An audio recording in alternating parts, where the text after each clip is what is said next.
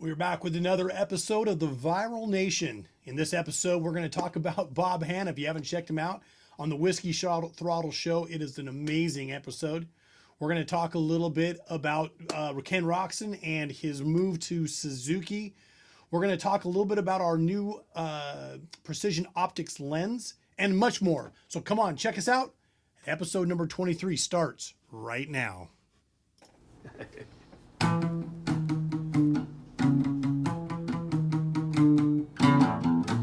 Wake up at 5 a.m.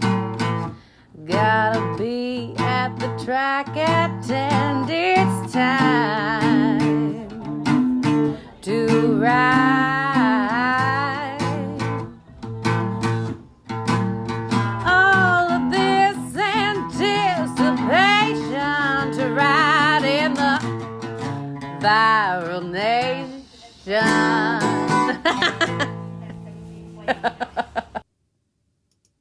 It is December 9th, and we are back with another episode of the Viral Nation. So for everyone that has taken advantage of Viral Brand and got a chance to get some goggles and try them out, we want to thank you for doing that. For those watching the show, we really appreciate that you're here each and every week. We are trying to get a lot more consistent. We're going to keep the shows still pretty short for right now until we get into Supercross season, where we can probably expand them out just a little bit.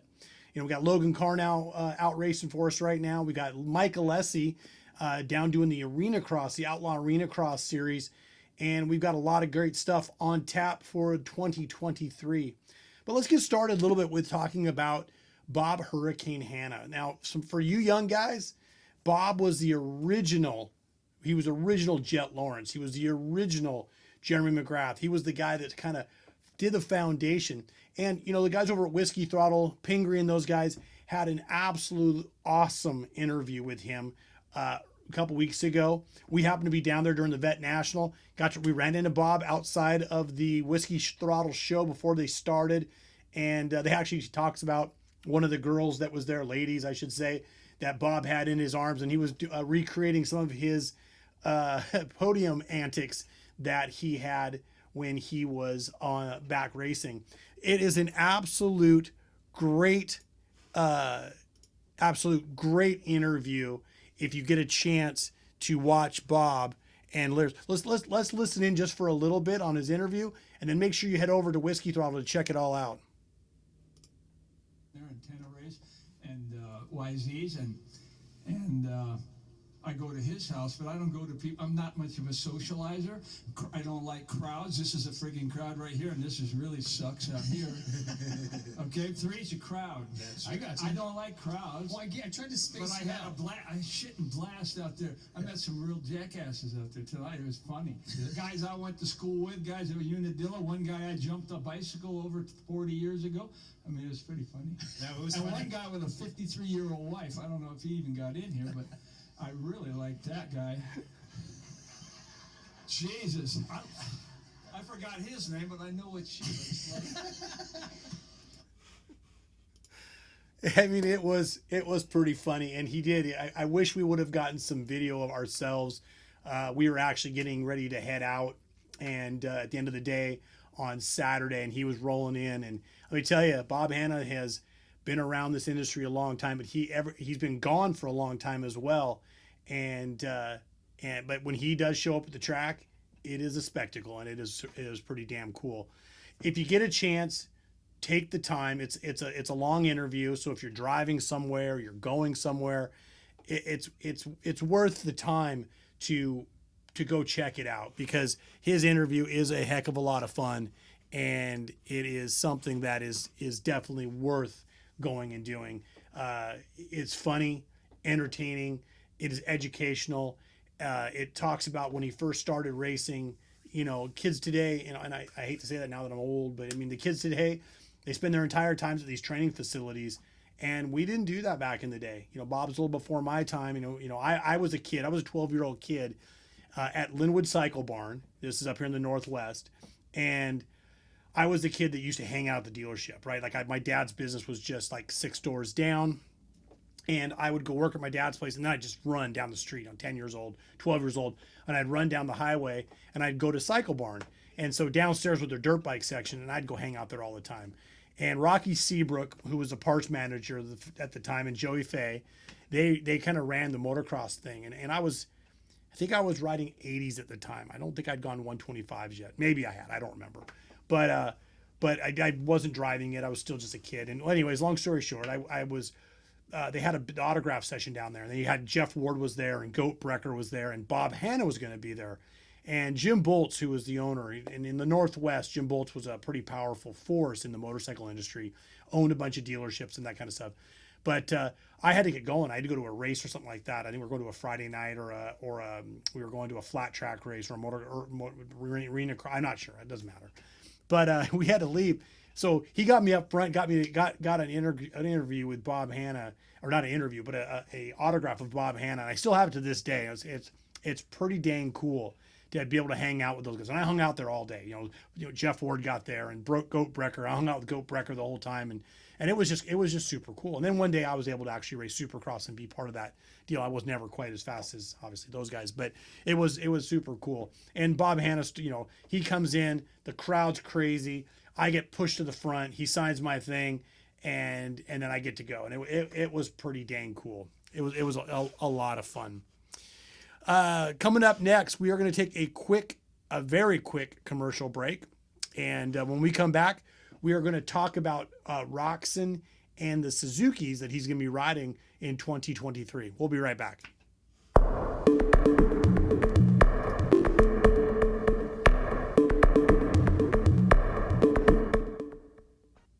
So Ken Roczen, kind of blew my mind, but Ken Roczen decided to go back to Suzuki's.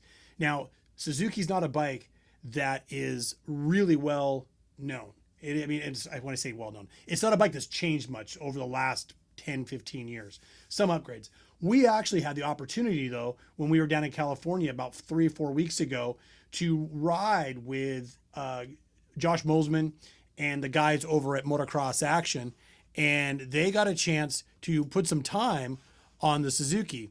And they were riding the 450, and during that time, I asked Josh quite a bit about that. I didn't talk to him a lot about it, but I was asking him, hey man, what is the deal with that thing? Kickstart bike, and he said it's a really solid bike. The bike itself is really solid. The frame is solid. You don't have a lot of flex in it. You get a lot of stability out of that bike. Roczen knew that bike, won an outdoor national championship on it. He was very successful with that bike. And at the time, it was kind of a privateer deal.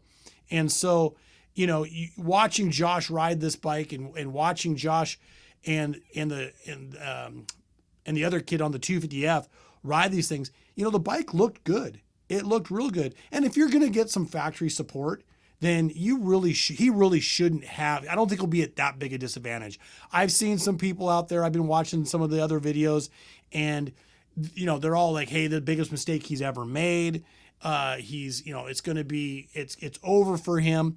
And I wanted to point something out to the people that have been around the industry for a long time, or even people that are just getting started.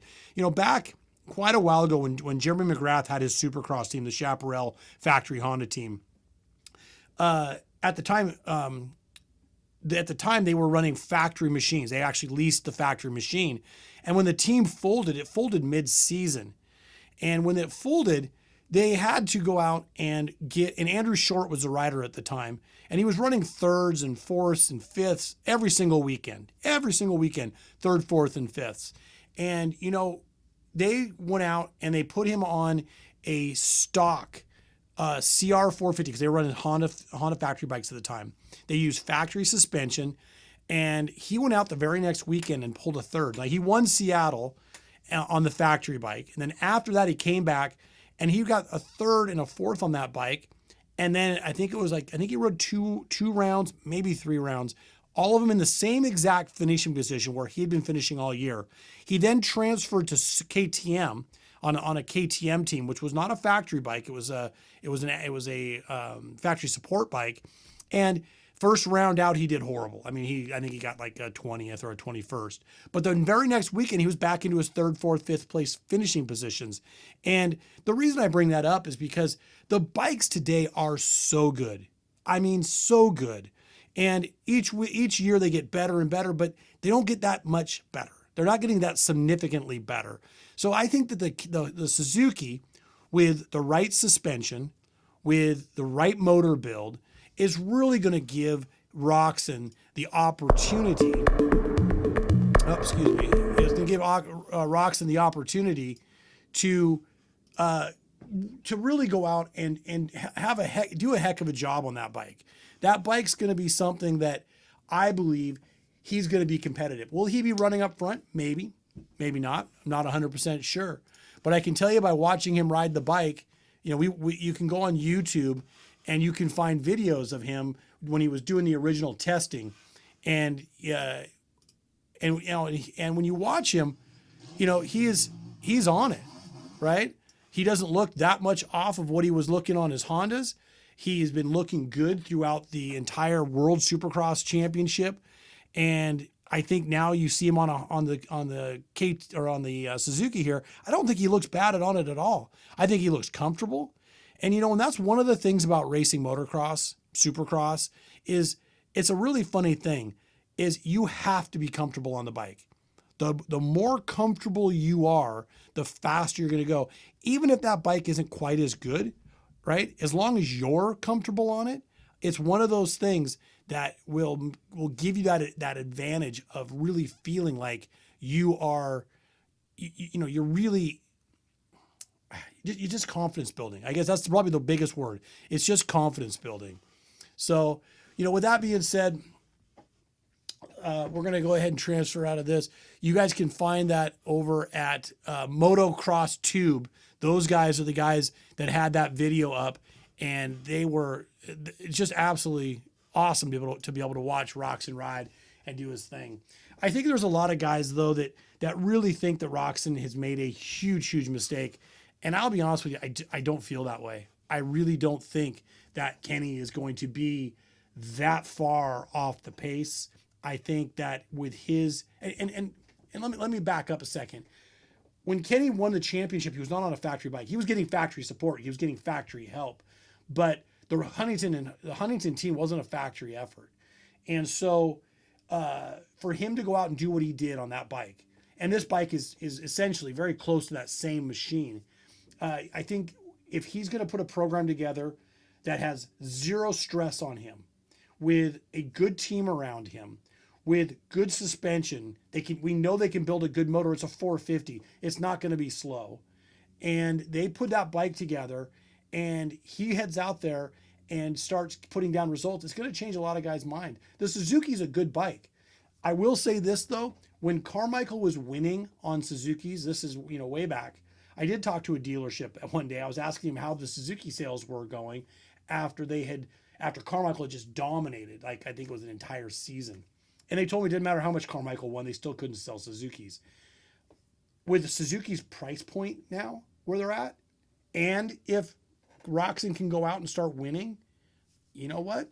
There's a good chance you'll start seeing Suzuki sell real well, especially if they're a bike that is going to be competitive. But you never know, right? Listen to go watch the MXA interview on the 450. They talk about the bike. Josh Mosman has some great insights on the bike. Go listen to the interview with Swap. He interviewed Kenny. Kenny's super excited, and you know, and it is pretty excited. Hey, we're gonna take a quick commercial break, but when we come back, we're gonna talk about the Viral brand lenses, our new precision optics lens. What makes it different and why you want to get one. We'll be back here in just one more moment.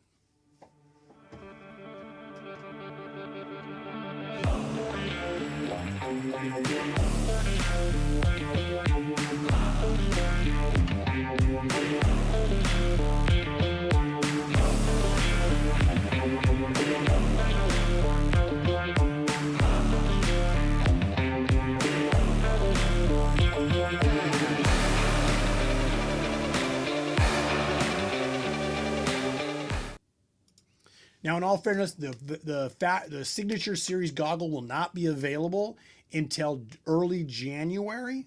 Okay, so don't go shop now unless you're looking for the Work Series. The Work Series goggle, though, runs the same lens technology as our new Signature Series. So we have our new Signature Series lens. This lens is a injection molded, optically correct lens. So when you put this put this goggle on and you put this lens on, not only is this 100% UV protected, it's UV 400, it has hard coating on the outside, it has no fog on the inside, and then it has a huge field of view. I forget what the exact width of that field of view is, but it's a very large field of view. Matter of fact, it's one of the largest fields of view in the industry when it comes to goggles. So you pair that with a goggle that fits on your face to the fact you don't feel like you're wearing a goggle, and then you pair that with a optically correct lens, with a hard coated anti-scratch lens, with no fog, and you get yourself one of the biggest fields of view. And now you're able to see the track better. Everything on the track is more clear. You don't have any of that distortion. And this new lens has been tried now. We tried it over in Europe. We've tried it here in the Northwest. We've tried it over in Florida. We won some championships with it. The guys down in Shannon Torno, who is our the Mini O champion, he got second at Loretta's wearing this lens technology. At Loretta's, he was wearing our Work Series goggle, which has the same lens technology. And then he went back and he won down at the Mini O's this year, wearing this new technology that we have. And so it's pretty dang awesome, the growth that this goggle has come, and our goggle company. When we started out, we were just like every other company, running a flat lens that you bent into the frame, a Lexan lens. Now that lens has been good for 50 years, right? I mean, they've been using those lenses forever. And when the injection molded lenses started coming out, it really changed the game. And you really notice it the most when you are running no tear-offs. When you put a tear-off on, it creates a little bit of, just not a lot of distortion, but a little bit. But when you pull that last tear-off, man, whoom, the ground just gets so crystal clear. And I don't have good eyes anymore. And so I wear contacts, I ride with contacts, and it's just amazing when you take that last tear-off off, how much definition you can see in the ground, how much you can see every rock and every rut and everything that you have coming at you. The new Signature Series line that's coming out here in the next little bit in January has this lens technology. Our Works Series goggle has this technology, and you can get this technology today if you want. Just go to viralbrandmx.com, head over to our shopping page and over to our partner, which is CPD, Central Power Sports Distributing, and you can pick yourself up one of the new goggles. The new Work Series goggle has a huge field of vision as well. It's right up there with our Signature Series. It also has our Precision Optics lens with optically correct and hard coated with no fog. Same lens technology in the Work Series as you do in the Signature Series goggle. We're gonna take one more quick commercial break, and we're gonna come back with our closing statement, and we'll be right back in just a second.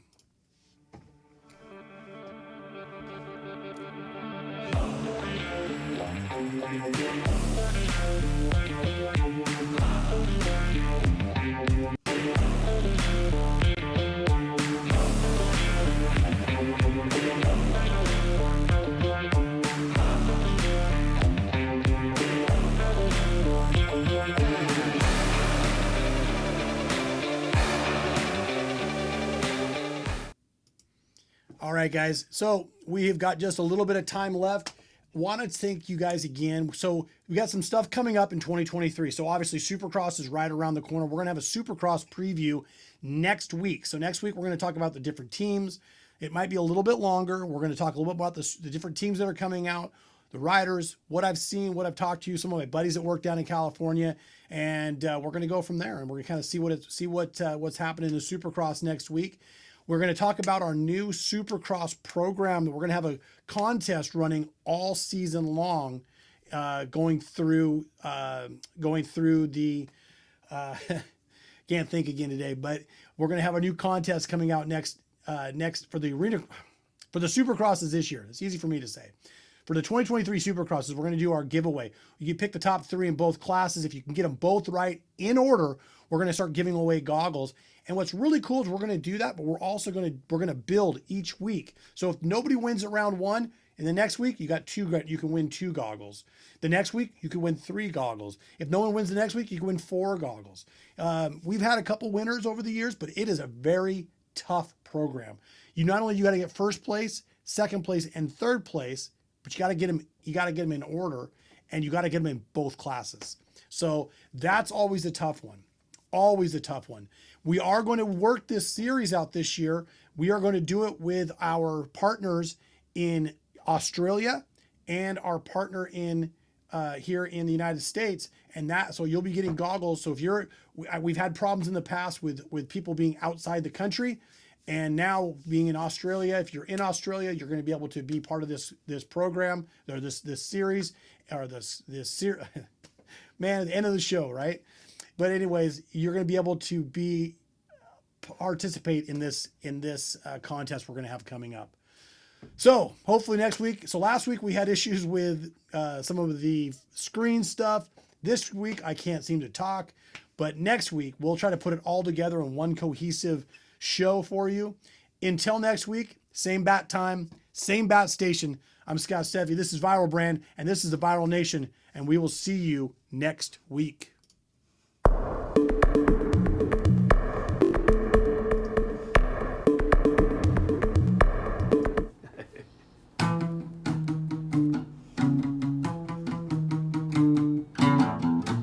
Wake up at 5 a.m. Gotta be at the track at 10. It's time.